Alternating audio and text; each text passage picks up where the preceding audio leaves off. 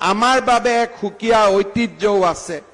আজিৰ দিনটোতে 1893 চনত চিকাগোত স্বামী বিবেকানন্দই প্ৰথম আন্তঃৰাষ্ট্ৰীয় ধৰ্ম সভাত তেখেতৰ প্ৰখ্যাত চিকাগো ভাষণ প্ৰদান কৰিছিল। সেই ভাষণতে তেখেতে কি ধৰণে সনাতন সভ্যতা সংস্কৃতিয়ে মানুহৰ মাজত ভাল পোৱা, মানুহৰ মাজত বুজাবুজি আৰু প্ৰত্যেকজন মানুহকে কেনেকে মনুষ্যত্বৰ পৰা ভগৱত চৰিত্ৰলৈ উৎকৰ্ষিত কৰিব পাৰে তাৰ বিষয়ে তেওঁ ব্যাখ্যা দিছিল। স্বামী বিবেকানন্দই কৈছিলে শিশুসকলক শিক্ষা দিবলৈ হলে তেওঁলোকৰ ওপৰত অগাধ বিশ্বাস ৰাখিব লাগিব। বিশ্বাস ৰাখিব লাগিব যে প্ৰতিজন শিশু অনন্য ঐশ্বৰিক শক্তিৰ আধাৰস্বৰূপ। শিক্ষকে শিশুৰ অন্তৰত অৱস্থিত নিৰ্দিষ্ট ব্ৰহ্মক জাগৃত কৰাৰ চেষ্টা কৰিব লাগিব। শিশুসকলক শিক্ষা দিয়াৰ সময়ত এটা কথা মনত ৰাখিব লাগিব যে তেওঁলোকে যাতে নিজৰ চিন্তা কৰিবলৈ শিকে, তাৰ বাবে তেওঁলোকে উৎসাহ পাব লাগিব। মৌলিক চিন্তা চৰ্চাৰ ওপৰত গুৰুত্ব আৰোপ কৰি তেওঁ কৈছে যে মৌলিক চিন্তাৰ অভাৱৰ কাৰণেই ভাৰতৰ এই হীন অৱস্থা। যোগ্য শিক্ষা পালে তেওঁলোক মানুহ হ'ব, জীৱন সংগ্ৰামত নিজৰ সমস্যা নিজে সমাধান কৰি ল'ব পাৰিব। বেদান্তত উল্লেখ আছে ব্যক্তিৰ ভিতৰতে সকলো আছে। আমাৰ ছাত্ৰ ছাত্ৰীসকলৰ ভিতৰতো সকলো গুণ আৰু প্ৰতিভা আছে, মাত্ৰ সেইবিলাক জাগ্ৰত কৰিব লাগিব আৰু সেই দায়িত্ব হৈছে অধ্যাপক অধ্যাপিকাই।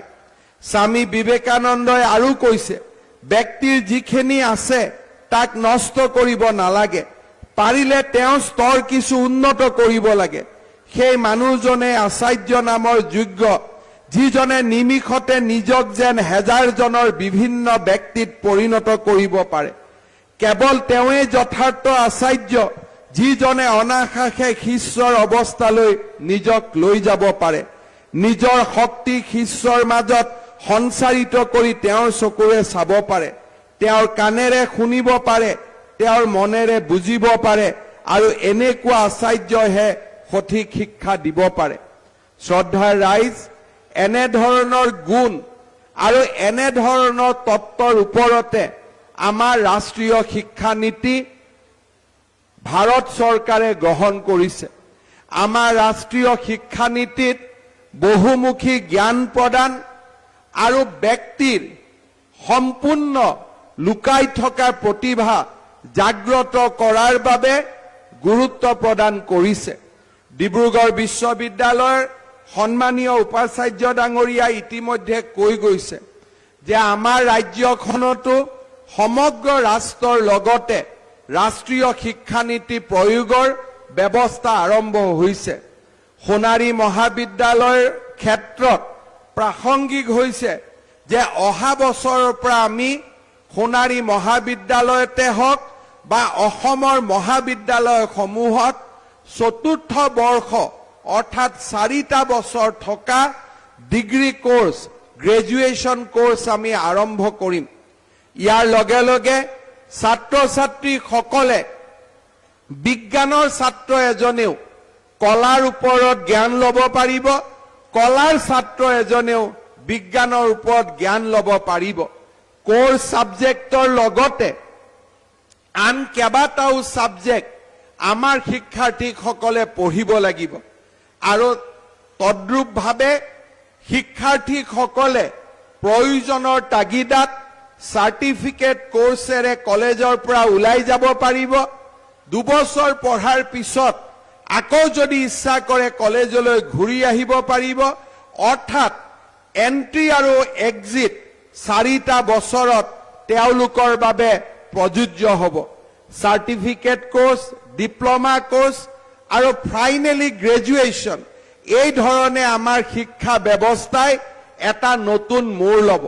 মই ভাবো যে সোণাৰী মহাবিদ্যালয় হওক বা অসমৰ আন মহাবিদ্যালয়সমূহে হওক, ৰাষ্ট্ৰীয় শিক্ষানীতিৰ আধাৰত আমাৰ মহাবিদ্যালয়খন নতুনকৈ এক জাগ্ৰত কৰা, নতুনকৈ নিজক সাজু কৰি তোলাৰ প্ৰয়োজনীয়তা আহি পৰিব। আগতে কলা শাখাৰ শিক্ষক এজনে অধ্যাপক অধ্যাপিকাসকলে কেৱল মাত্ৰ কলাৰ ছাত্ৰ ছাত্ৰীসকলক পঢ়াব লাগিছিল। এতিয়া বিজ্ঞানৰ ছাত্ৰ ছাত্ৰীসকলেও কলা পঢ়িব, কলাৰ ছাত্ৰ ছাত্ৰীয়েও বিজ্ঞান পঢ়িব, স্কিলৰ ওপৰত ট্ৰেইনিং ল'ব, মেজৰ আৰু মাইনৰ কোৰ্ছ, কোৰ্ছ আৰু মাইনৰ কোৰ্ছ, এই ধৰণে কেইবাটাও বিষয়ৰ ওপৰত 4টা বছৰত শিক্ষা লাভ কৰিব। উদ্দেশ্য হৈছে যাতে এজন ছাত্ৰ ছাত্ৰীক আমি পূৰ্ণ মানুহ কৰি গঢ়ি তুলিব পাৰো। মই বিশ্বাস কৰো যে সোণালী মহাবিদ্যালয়ৰ আজি এই পবিত্ৰ দিনটোত 50 বছৰ অতিক্ৰম কৰা এই ঐতিহ্যৰে পৰিপূৰ্ণ দিনটোত সোণাৰী মহাবিদ্যালয়ৰ অধ্যাপক অধ্যাপিকা আৰু আমাৰ ইয়াৰ ছাত্ৰ ছাত্ৰীসকলে খুব সুন্দৰভাৱে পুৰণি ৰাষ্ট্ৰীয় শিক্ষানীতিৰ পৰা নতুন ৰাষ্ট্ৰীয় শিক্ষানীতিলৈ গতি কৰাৰ যি পথ, সেই পথত তেওঁলোকে যাত্ৰা আৰম্ভ কৰিব। ৰাষ্ট্ৰীয় শিক্ষানীতিৰ উদ্দেশ্যই হ'ল যে ছাত্ৰ ছাত্ৰীজনে জ্ঞানো লাভ কৰিব লাগিব আৰু প্ৰজ্ঞাও লাভ কৰিব লাগিব। জ্ঞান আৰু প্ৰজ্ঞাৰ সমন্বয়ৰ মাজতেই আমাৰ মানুহৰ পূৰ্ণ ব্যক্তিত্বৰ বিকশিত হ'ব পাৰে। মই পুনৰবাৰ সোণাৰী মহাবিদ্যালয়ৰ এই পবিত্ৰ দিনটোত আমাৰ শিক্ষাগুৰু অধ্যাপক অধ্যাপিকাসকলক ৰাষ্ট্ৰীয় শিক্ষানীতিৰ বাবে নিজকে প্ৰস্তুত কৰি তুলিবলৈ আহ্বান জনাইছো। মই অত্যন্ত আনন্দিত যে ইতিমধ্যে আমাৰ ৰাজ্যখনৰ গুৱাহাটী বিশ্ববিদ্যালয়ে হওক, ডিব্ৰুগড় বিশ্ববিদ্যালয়ে হওক, তেজপুৰ কেন্দ্ৰীয় বিশ্ববিদ্যালয়ে হওক, কটন বিশ্ববিদ্যালয়ে হওক, প্ৰতিখন বিশ্ববিদ্যালয়ে অহা বছৰৰ পৰা ৰাষ্ট্ৰীয় শিক্ষানীতি প্ৰকৃতাৰ্থত আৰম্ভ কৰিবলৈ তেওঁলোকে ইতিমধ্যে নিজক প্ৰস্তুত কৰি তুলিছে। মই আশা কৰোঁ ডিব্ৰুগড় বিশ্ববিদ্যালয় তেওঁলোকৰ প্ৰচেষ্টাত সফল হ'ব আৰু সেই ধৰণে আমাৰ ৰাষ্ট্ৰীয় শিক্ষানীতিৰ আধাৰত এক বিশ্বমানৰ শিক্ষা ব্যৱস্থা নিৰ্মাণ কৰিবলৈ আমি আগবাঢ়ি যাব পাৰিম, আমি আগুৱাই যাব পাৰিম। শ্ৰদ্ধাৰ ৰাইজ, আজিৰ দিনটোত মই আৰু এটা কথালৈ আপোনালোকৰ দৃষ্টি আকৰ্ষণ কৰিম। আমাৰ শিক্ষা দানৰ কেন্দ্ৰ হ'ল মহাবিদ্যালয়। মহাবিদ্যালয়সমূহ হৈছে জ্ঞানৰ মন্দিৰ।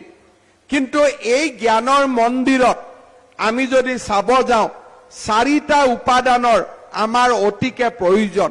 জ্ঞানৰ মন্দিৰ যদি আমি নিৰ্মাণ কৰোঁ, এই জ্ঞান মন্দিৰৰ প্ৰথম পূজাৰী কেইগৰাকী হ'ল মহাবিদ্যালয়ৰ অধ্যাপক অধ্যাপিকা।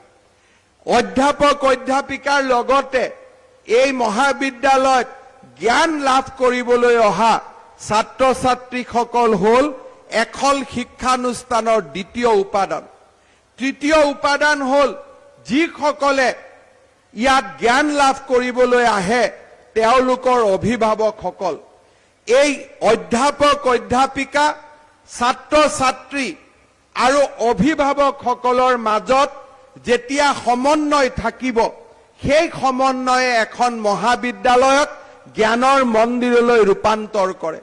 আৰু ইয়াৰ লগত আমাক লাগিব শিক্ষানুষ্ঠানখনৰ কায়িক অৱস্থা, অৰ্থাৎ ইনফ্ৰাষ্ট্ৰাকচাৰ, শিক্ষানুষ্ঠানখনৰ বুনিয়াদী ব্যৱস্থা, শিক্ষানুষ্ঠানখনৰ কায়িক ব্যৱস্থা, য'ত নেকি সমাজে নিৰন্তৰ বৰঙণি যোগাব পাৰে আৰু তাৰ লগতে অধ্যাপক অধ্যাপিকা, ছাত্ৰ ছাত্ৰী আৰু আমাৰ অভিভাৱকসকলৰ সুসমন্বয়ৰ মাজেৰে এখন শিক্ষানুষ্ঠান জিলিকি উঠে।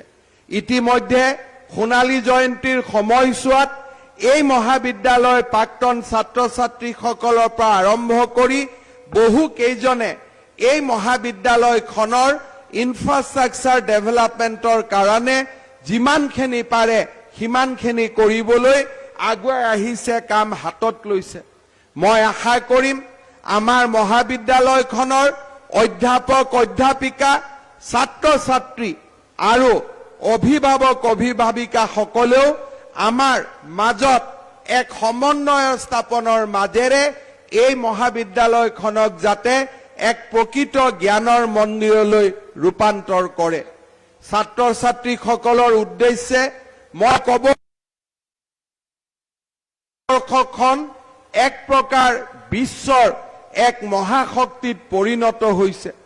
যোৱা মাহত হোৱা আৰ্থিক সমীক্ষা অনুসৰি ভাৰতে মুঠ ঘৰুৱা উৎপাদনৰ ক্ষেত্ৰত ইতিমধ্যে ব্ৰিটেইনক পিছ পেলাই থৈ সমগ্ৰ বিশ্বৰ ভিতৰতে পঞ্চম ইকনমি হিচাপে স্থান লাভ কৰিবলৈ সক্ষম হৈছে।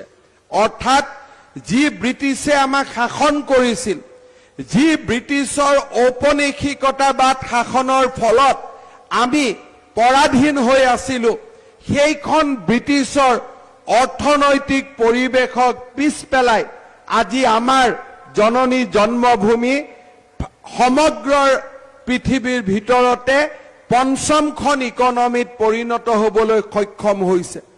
ভাৰতবৰ্ষৰ লোকসকলে বিশ্বাস কৰে যে ভাৰতবৰ্ষ যদি এই গতিত ধাৱমান হৈ থাকে, তেতিয়াহ'লে অহা 10 বছৰৰ ভিতৰতে আমেৰিকা আৰু চাইনাৰ সমকক্ষ হিচাপে ভাৰতে আত্মপ্ৰকাশ কৰিব পাৰিব। অৰ্থাৎ আজি ভাৰতত এক নতুন অৰ্থনৈতিক শক্তি হিচাপে ভাৰত উদ্ভাসিত হৈছে।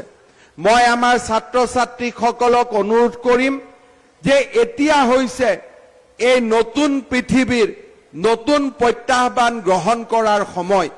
আজি আমাৰ ডিব্ৰুগড় বিশ্ববিদ্যালয়ৰ উপাচাৰ্য ডাঙৰীয়াও উপস্থিত আছে।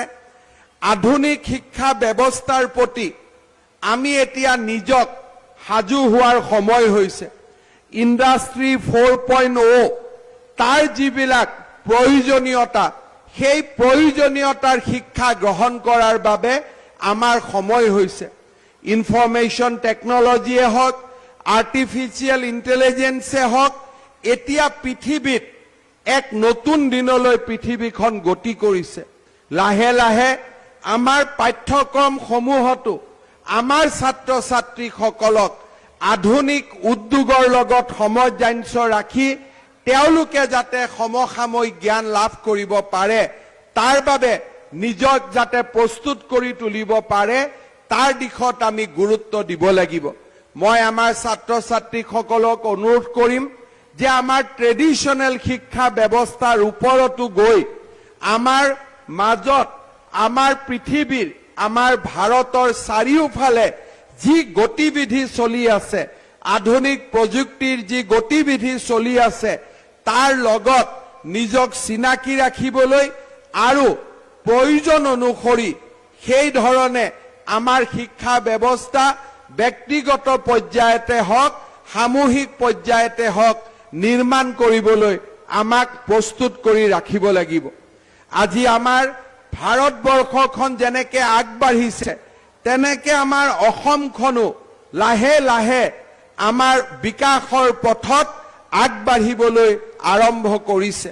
যোৱা বছৰটোত আমি দেখা পাইছো যে অসমৰ ঘৰুৱা উৎপাদন এই বছৰত 5 লাখ কোটি টকা অতিক্ৰম কৰিব।